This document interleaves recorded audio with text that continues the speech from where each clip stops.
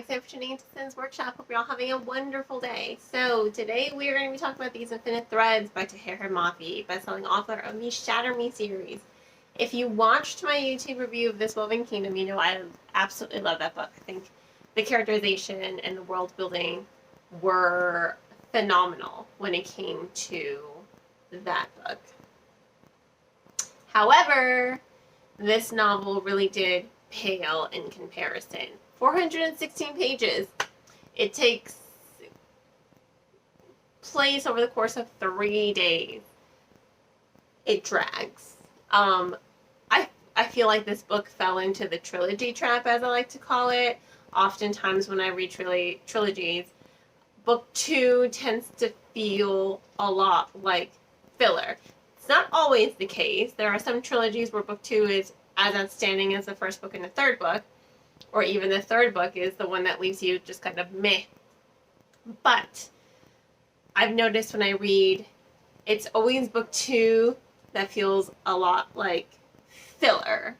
This is definitely a book that felt a lot like filler. And the reason being is not only does it take place over the course of 3 days, that pacing drags. It's a dual POV, just like with the first book. You're following Alize and Cameron. Oh my god, Alize. She was so incredibly annoying. And it really, really sucked. Because I loved her so much in the first book.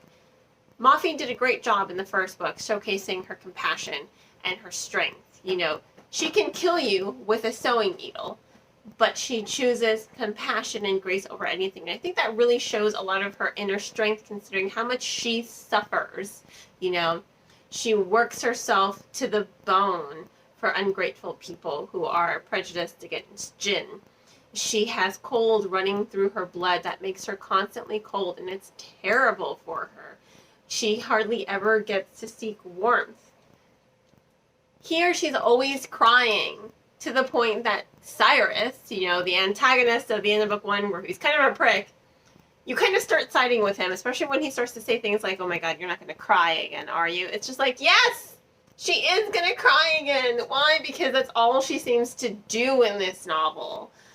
To the point she cries so much she's able to clean his face with all of her tears. I mean, that's excessive. And I feel like that scene was supposed to have a whole lot of impact on the story, but it fell flat because it's like, she's just been doing nothing but crying. I will say, the redeeming factor of her point of view was we get introduced into a love triangle.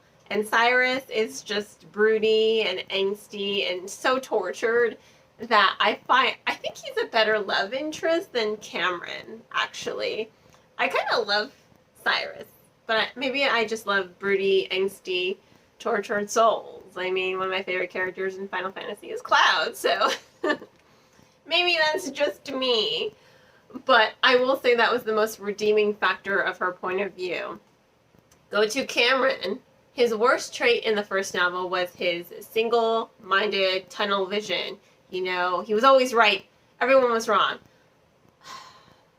I thought he outgrew that by the end of book 1. It seems to have come back with a vengeance here, and it's so incredibly annoying. Because just like with Alize, who keeps having the same argument with Cyrus, just using different words and is constantly crying, he's just saying the same things differently to everyone. And it's like, oh my god, get over yourself. Oh my god, just, can we move on with the story, please? It dragged. There was no character development, unfortunately.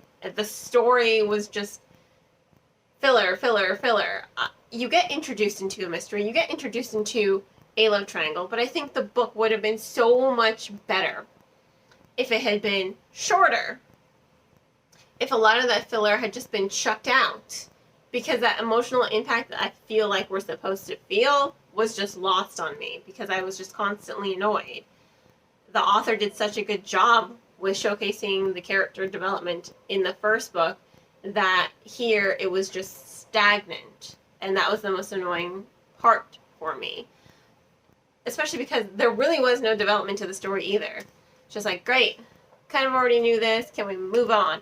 I think whatever's going to be in book 3, I feel like if more had been introduced into this novel, because I feel like this one had a whole lot of questions at the end. Nothing really developed, nothing really fleshed out. There's going to be a whole lot that's going to happen in book 3. So I think that's going to be a faster paced story. I just don't want anything to be ignored. So I think I'm hopeful for book 3. Don't get me wrong. I'm going to read it, obviously. I loved book 1 so much. I need to see where the story is going to take me. But I think book 2 would have been better if they had incorporated whatever elements are going to be in book 3, so that book 3 can be a little bit more fleshed out. And that way book 2 was quicker paced and also didn't do disservice to the characters, because it was just dragging. It was just like dragging, and it was so annoying.